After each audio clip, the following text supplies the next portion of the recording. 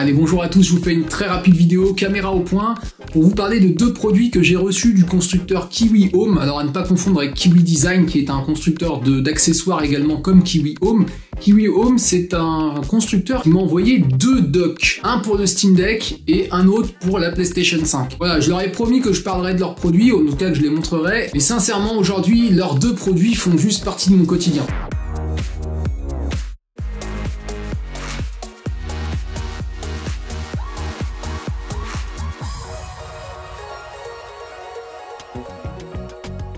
Allez, je vous montre le premier. Alors, le premier produit, il est juste là, c'est le dock pour le Steam Deck. Alors, si vous vous rappelez bien, je vous avais fait une vidéo dans laquelle je vous montrais ce dock-là. C'était le dock G-SOX, hein. C'est le premier dock qui est arrivé pour le Steam Deck, qui est déjà un dock qui, au niveau qualité, est vraiment impeccable, exceptionnel, tout en aluminium.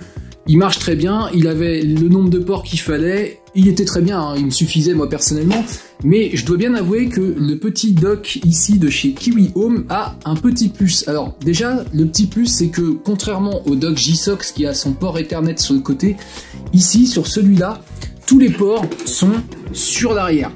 Il n'y a pas de port sur le côté, donc il n'y a pas de câbles disgracieux qui vont aller se promener, tout est sur l'arrière. Le petit plus, c'est qu'on a donc le même nombre d'USB, on a l'alimentation USB-C ici, on a un HDMI et le gros plus, c'est le port DisplayPort ici, qui va vous permettre en fait de mettre des écrans avec des résolutions un peu plus importantes. Et puis ça évite, moi perso, je suis équipé en DisplayPort et perso, ça m'évite de changer mes câbles. C'est très très bien. L'autre truc qui est vraiment top du top, c'est pour ceux qui utilisent le Steam Deck en mode bureau.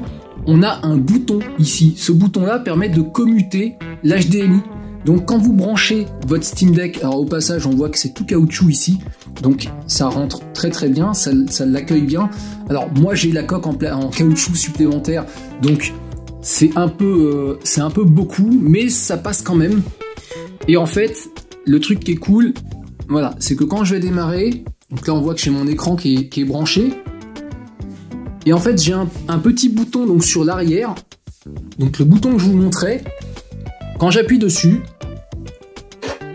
hop, et ben ça active en fait l'HDMI. Du coup, on bascule sur l'écran. Ça paraît tout con comme ça, mais en fait, pour ceux qui utilisent notamment le mode bureau, bah c'est toujours un petit plus en fait de pouvoir soit forcer l'utilisation en mode Steam Deck, soit forcer l'utilisation en mode moniteur. C'est cool.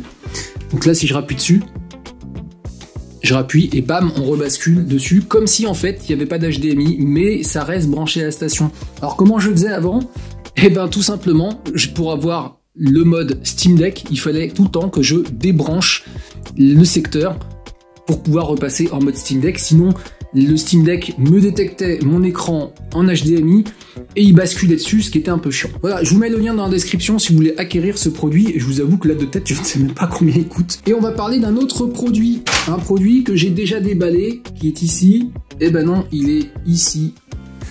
À l'heure où on est en train de parler de la PS5 Slim, ben moi je reçois un dock pour la PS5 Fat, ma première, en édition digitale ou non d'ailleurs. Alors ce dock, pourquoi il me plaît? Et en fait je pensais même me l'acheter avant même qu'il me l'envoie, parce qu'il y a un truc qui est top. Vous savez tous que ces petites manettes là, elles sont super, hein, mais elles se déchargent à une vitesse folle.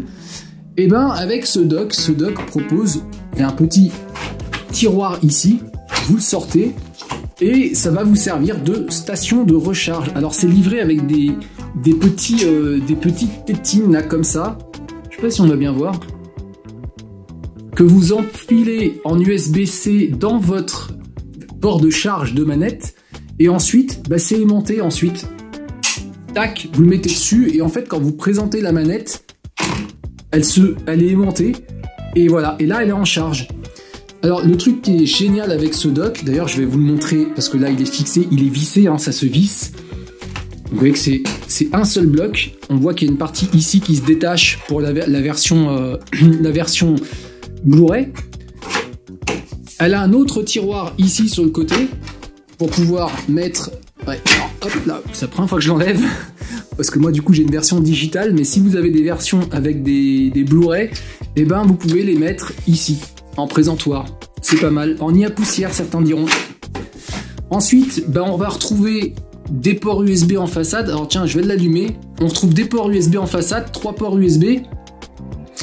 Un mode de ventilation parce que oui, ce truc-là est équipé de ventilateurs en dessous qui vont se charger de refroidir votre PS5. Alors, moi personnellement, je n'ai jamais eu de problème de surchauffe avec ma PS5, mais il paraît que certains ont des problèmes. Donc, il y a des ventilos, ça souffle, ça envoie le flux d'air vers le haut, donc éventuellement, ça peut vous permettre de refroidir votre PS5.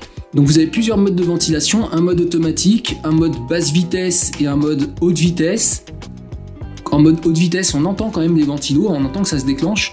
Moi, je le mets en mode auto. Et puis, vous avez un autre bouton ici pour choisir la couleur de la façade, la couleur des LED qui sont en façade. Voilà, moi je trouve ça vraiment, vraiment super pratique. Mais moi, le truc vraiment qui me botte le plus sur ce dock, bah c'est ça quoi. Parce que ma manette qui est tout le temps en train de se décharger, là vous arrivez, dès que vous avez fini votre session, dock, on voit ici qu'on a le petit logo de la manette qui dit que bah, c'est en charge. Alors pour être en charge, vu que ce truc là se branche en USB ici sur l'arrière, pour être en charge, il faut absolument que votre console soit en mode repos ou allumé, pas en mode éteint. Si vous êtes en mode éteint, c'est foutu. Voilà, c'est vite expédié, c'était vraiment juste une vidéo pour vous montrer ces deux docks là. Merci encore à Kiwi Home de m'avoir fourni les deux docks. Moi, ils font partie de mon quotidien aujourd'hui.